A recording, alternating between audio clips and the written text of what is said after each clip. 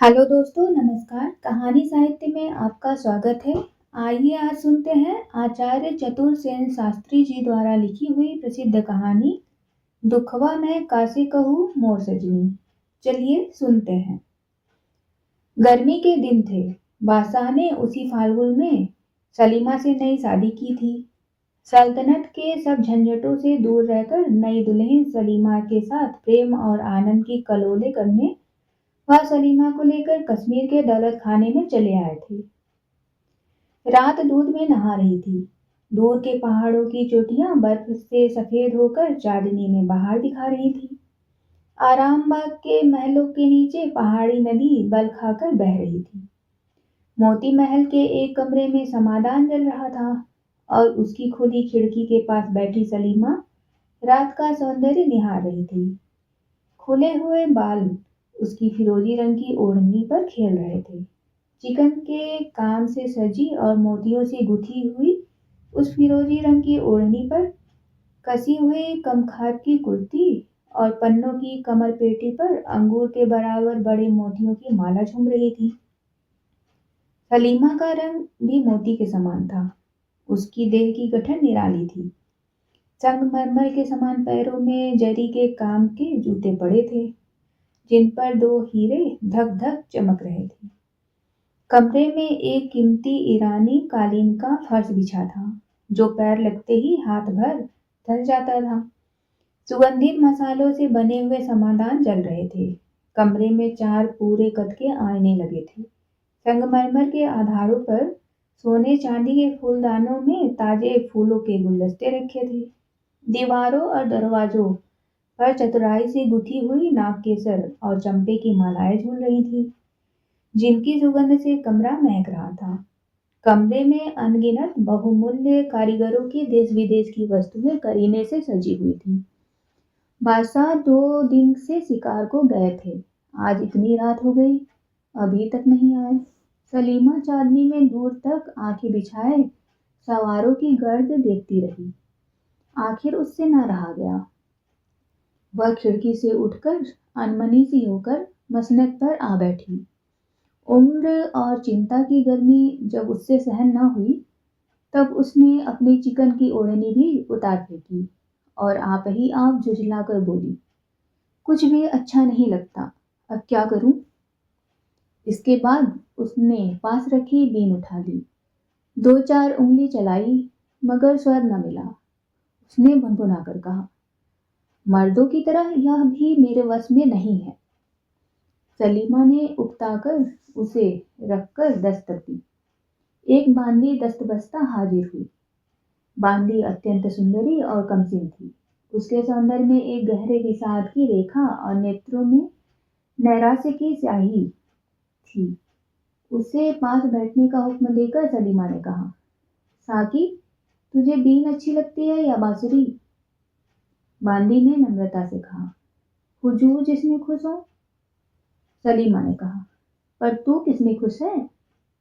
बांदी ने कंपित स्वर में कहा, सरकार, बांदियों की खुशी ही क्या? क्षणभर सलीमा ने बांदी के मुंह की तरफ देखा। वैसा ही विषाद, निराशा और व्याकुलता का मिश्रण हो रहा था।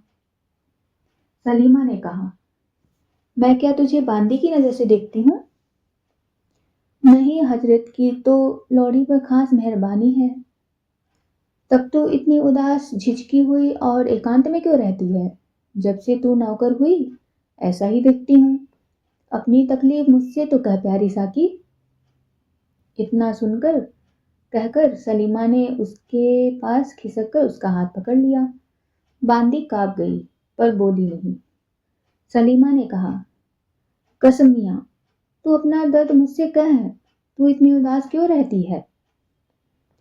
बांदी ने कंपित स्वर में कहा, हुजूर, क्यों इतना उदास रहती हैं? सलीमा ने कहा, इधर जहांपनाह कुछ कम आने लगे हैं, इससे तबीयत जरा उदास रहती है। बांदी, सरकार, प्यारी चीज न मिलने से इंसान को उदासी आ ही जाती है। अमीर और गरीब सभी का दिल तो दिल ही है। सलीमा हंसी। उसने कहा, समझी, अब तो किसी को चाहती है, मुझसे उसका नाम बता। اس کے ساتھ تیری شادی کرا دوں گی۔ سانکی کا سر گھوم گیا۔ ایک اس نے بیگم کی آنکھوں سے آنکھ ملا کر کہا، میں آپ کو چاہتی ہوں۔ سلیمہ ہنستے ہنستے لوٹ گئی۔ اس مدماتی ہنسی کے ویگ میں اس نے باندی کا کمپن نہیں دیکھا۔ باندی نے ونسی لے کر کہا، کیا سناؤں؟ بیگم نے کہا، ٹھہر، کمرہ بہت گرم معلوم دیتا ہے، اس کے تمام دروازے اور کھڑکیاں کھول دے، چراغوں کو بجھا دے، چٹکتی چاندنی کا لطف اٹھانے دے اور پھول مالائیں میرے پاس رکھ دے۔ باندی اٹھی۔ سلیمہ بولی، سن، پہلے ایک گلاس شربت دے، بہت پیاسی ہوں۔ باندی نے سونے کے گلاس میں خوشبودار شربت بیگم کے سامنے لا دھرا۔ بیگم نے کہا، اف، یہ تو بہت گرم ہے، کیا اس میں گلاب نہیں دیا؟ باندی نے نمرتا سے کہا، دیا تو ہے سرکار۔ اچھا، اس میں تھوڑا سا استنبول اور ملا۔ ساکی گلاس لے کر دوسرے کمرے میں چلی گئی۔ استنبول ملایا اور بھی ایک چیز ملائی، پھر وہ سواسن مدیرا کا پاتر بیگم کے سامنے لا دھرا۔ ایک ہی سانس میں اسے پی کر بیگم نے کہا، اچھا، اب سنا، تو نے کہا کہ مجھے پیار کرتی ہے، سنا کوئی پیار کا گانا سنا؟ اتنا کہہ اور گلاس کو گلیچے پر لڑکا مدماتی مسند پر خود لڑک گئی اور رس بھرے نیتروں سے سانکی کی اور دیکھنے لگی۔ سانکی نے ونسی کا سر ملا کر گانا شروع کیا، دکھوا میں کاسے کہوں مور سجنی، دکھوا میں کاسے کہوں مور سجنی۔ بہت دیر تک سانکی کی ونسی اور کنٹھ دھونی کمرے میں گھوم گھوم کر روتی رہی۔ دھیرے دھیرے سانکی خود رونے لگی۔ سلیمہ مدیرا اور یوون کے نشے میں ہو کر جھومنے لگی۔ گیت ختم کر کے سانکی نے کہا، سلیمہ بے سدھ پڑی ہے۔ شراب کی تیزی سے اس کا گال ایک دم سرخ ہو گئے ہیں اور تانبول راگ رنجت ہونٹ رہ رہ کر پھڑک رہے ہیں۔ سانس کی سگندھ سے کمرہ مہک رہا ہے، جیسے مند پون سے کومل پتی کانپنے لگتی ہے، اسی پرکار سلیمہ کا وکشستھل دھیرے دھیرے کانپ رہا ہے۔ پرسویت کی بوندیں للاٹ پر دیپک کے اجول پرکاش میں موتیوں کی طرح چمک رہی ہے۔ ونسی رکھ کر سانکی چھڑ بھر بیگم کے پاس آ کر کھڑی ہوئی۔ اس کا شریر کانپا، آنکھیں جلنے لگی، کنٹھ سوکھ گیا۔ وہ گھٹنے کے بل بیٹھ کر بہت دھیرے دھیرے اپنے آنچل سے بیگم کے منہ کا پسینہ پوچھنے لگی۔ اس کے بعد اس نے جھک کر بیگم کا منہ چوم لیا۔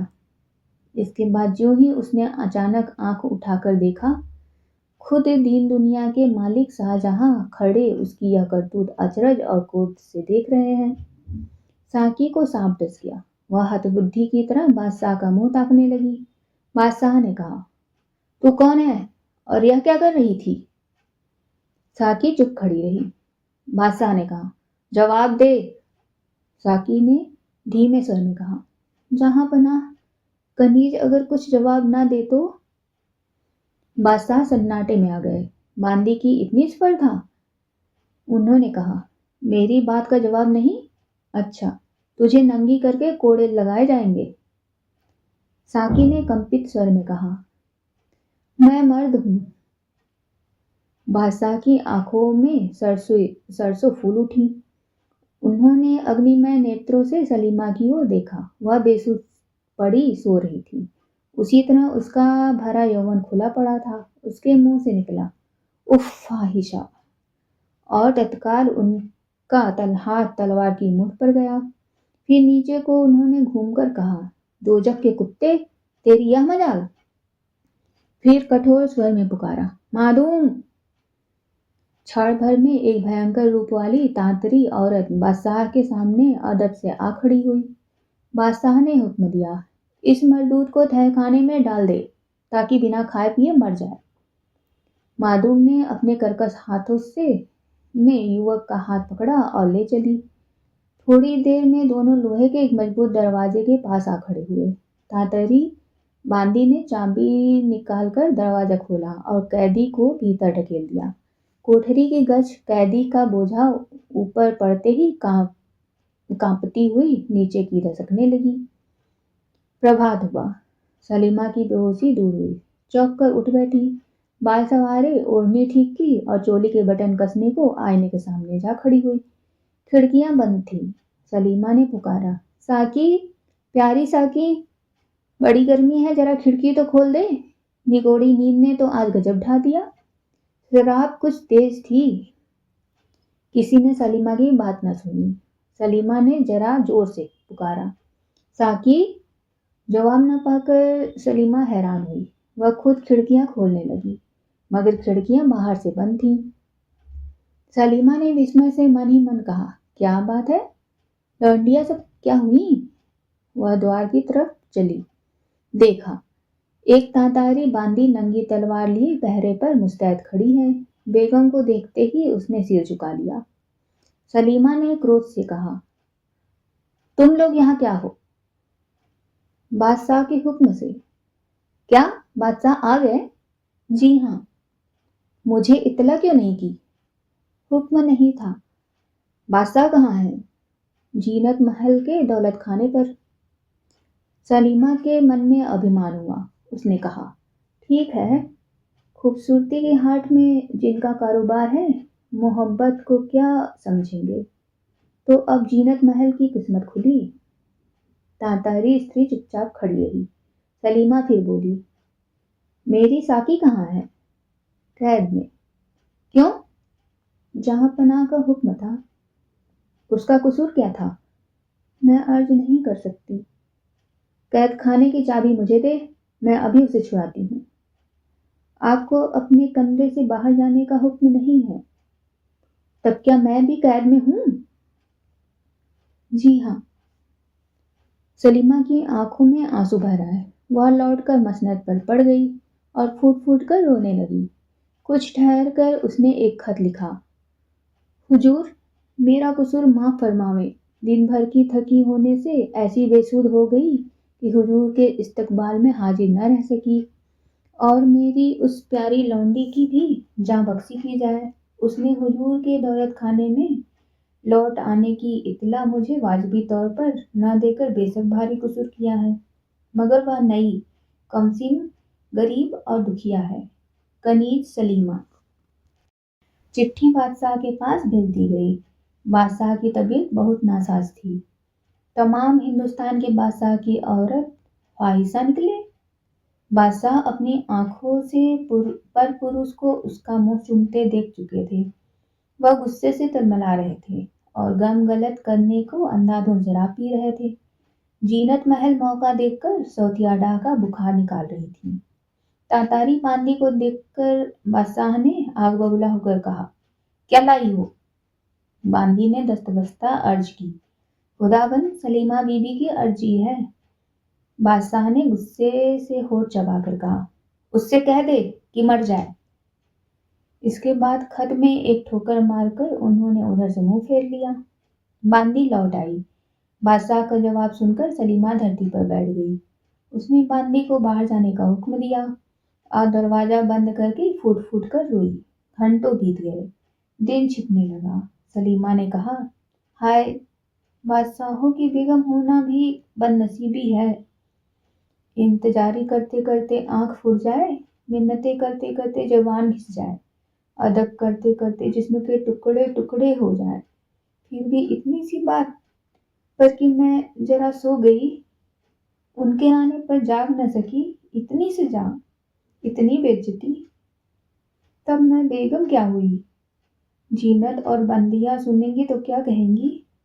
इस बेइज्जती के बाद मुंह दिखाने लायक कहाँ रही? अब तो मरना ही ठीक है। अफसोस, मैं किसी गरीब की औरत क्यों न हुई। धीरे धीरे स्त्रीत्व का तेज उसकी आत्मा में उदय हुआ। गर्व और दृढ़ प्रतिज्ञा के चिन्ह उसके नेत्रों में छा गए। वह सापनी की तरह चपेट खाकर उठ खड़ी हुई। उसने एक और खत लिखा, दुनिया के मालिक, आपकी बीवी और कनीज होने की वजह से आपके हुक्म को मानकर मरती हूँ। इतनी बेइज्जती पाकर एक मलिका का मरना ही मुनासिब है, मगर इतने बड़े बादशाह को औरतों की इस कदर नाचीज तो ना समझना चाहिए कि अदना सी बेवकूफ़ी की इतनी बड़ी सजा दी जाए। मेरा कसूर तो इतना ही था कि मैं बेखबर सो गई थी। खैर, फिर एक बार हुजूर को देखने की ख्वाहिश लेकर मरती हूँ।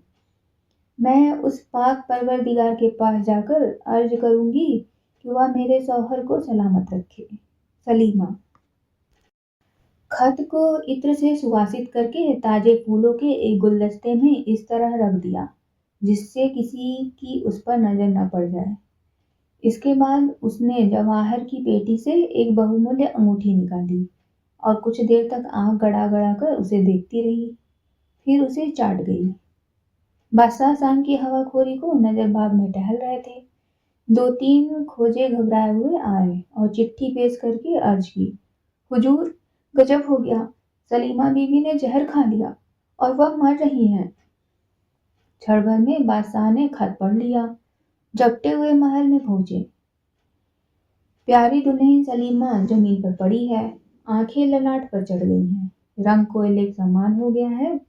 बादशाह से रहा न गया। उन्होंने घबरा कर कहा, हकीम, हकीम को बुलाओ। कई आदमी दौड़े। बादशाह का शब्द सुनकर सलीमा ने उनकी तरफ देखा और धीमे स्वर में कहा, चाहे किस्मत। बादशाह ने नजदीक बैठकर कहा, सलीमा, बादशाह की बेगम होकर तुम्हें यह लाजिम था? सलीमा ने कष्ट से कहा, हुजूर, मेरा कसूर मामूली था। बादशाह ने कड़े स्वर में कहा, बदनसीब, शाही जनान खाने में मर्द को भेष बदल कर रखना मामूली कसूर समझती है। कानों पर यकीन कभी न करता, मगर आंखों देखी को झूठ मान लो। जैसे हजारों बिच्छुओं के एक साथ डंक मारने से आदमी तड़पता है, उसी तरह तड़प कर सलीमा ने कहा, क्या? बादशाह डर कर पीछे हट गए। उन्होंने कहा, सच कहो, इस वक्त तुम खुदा की राह पर हो। यह जवान कौन था? सलीमा ने अचकचा कर पूछा, कौन जवान? बादशाह ने गुस्से से कहा, जिसे तुमने साकी बनाकर अपने पास रखा था। सलीमा ने घबरा कर कहा, हैं? क्या वह मर्द है? बादशाह, तो क्या तुम सचमुच यह बात नहीं जानती? सलीमा के मुंह से निकला, या खुदा। फिर उसके नेत्रों से आंसू बहने लगे। वह सब मामला समझ गई। कुछ देर बाद बोली, खाविन, तब तो कुछ शिकायत ही नहीं। इस कसूर की तो यही सजा मुनासिब थी। मेरी बदगुमानी माफ फरमाई जाए। मैं अल्लाह के नाम पर पढ़ी कहती हूँ, मुझे इस बात का कुछ भी पता नहीं है। बादशाह का गला भर आया। उन्होंने कहा, तो प्यारी सलीमा, तुम बेकसूर ही चली? बादशाह रोने लगे। सलीमा ने उनका हाथ पकड़कर अपनी छाती पर रख कर कहा, मालिक मेरे, जिसकी उम्मीद न थी, मरते वक्त वह मिल गया। कहा सुना माफ हो, अर्ज लौड़ी की मंजूर हो। बादशाह ने कहा, जल्दी कहो सलीमा। सलीमा ने साहस से कहा, उस जवान को माफ कर देना। इसके बाद सलीमा की आंखों से आंसू बह चले और थोड़ी ही देर में ठंडी हो गई। बादशाह ने घुटने के बल बैठकर उसका ललाट चूमा, फिर बालक की तरह रोने लगा। गजब के अंधेरे और सर्दी में युवक भूखा प्यासा पड़ा था। एकाएक घोर चित्कार करके किवाड़ खुले। प्रकाश के साथ ही एक गंभीर शब्द तहखाने में भर गया, बदनसीब नौजवान, क्या होश हवास में है? युवक ने तीव्र स्वर में पूछा, कौन? जवाब मिला, बादशाह। युवक ने कुछ भी अदब किए बिना कहा, यह बादशाहों के लायक नहीं है। क्यों तशरीफ लाए हैं? तुम्हारी कैफियत नहीं सुनी थी, उसे सुनने आया हूँ। कुछ देर चुप रहकर युवक ने कहा, सिर्फ सलीमा को झूठी बदनामी से बचाने के लिए कैफियत देता हूँ। सुनिए, सलीमा जब बच्ची थी, मैं उसके बाप का नौकर था। तभी से मैं उसे प्यार करता था। सलीमा भी प्यार करती थी, पर वह बचपन का प्यार था। उम्र होने पर सलीमा पर्दे में रहने लगी और फिर वह शहंशाह की बेगम हुई, मगर मैं उसे भूल न सका। 5 साल तक पागल की तरह भटकता रहा। अंत में भेष बदलकर बांदी की नौकरी कर ली। सिर्फ उसे देखते रहने और खिदमत करके दिन गुजार देने का इरादा था। उस दिन उज्जवल चांदनी सुगंधित पुष्पराशि, शराब की उत्तेजना और एकांत ने मुझे बेबस कर दिया। उसके बाद मैंने आंचल से उसके मुख का पसीना पोंछा और मुंह चूम लिया। मैं इतना ही खतावार हूँ। सलीमा इसकी बाबत कुछ भी नहीं जानती। बादशाह कुछ देर चुपचाप खड़े रहे। उसके बाद वह दरवाजे बंद किए बिना ही धीरे धीरे चले गए। सलीमा की मृत्यु के 10 दिन बीत गए। बादशाह सलीमा के कमरे में ही दिन रात रहते हैं। सामने नदी के उस पार पेड़ों के झुरमुट में सलीमा की सफेद कब्र बनी है। जिस खिड़की के पास बैठी सलीमा उस दिन रात को बादशाह की प्रतीक्षा करती रही थी, उसी खिड़की में उसी चौकी पर बैठे हुए बादशाह उसी तरह सलीमा की कब्र दिन रात देखा करते हैं। किसी को पास आने का हुक्म नहीं। जब आधी रात हो जाती है तो उस गंभीर रात्रि के सन्नाटे में एक मर्मभेदिनी गीत ध्वनि उठ खड़ी होती है। बादशाह साफ साफ सुनते हैं, कोई करुण कोमल स्वर में गा रहा है, दुखवा मैं कासे कहूँ मोर सजनी,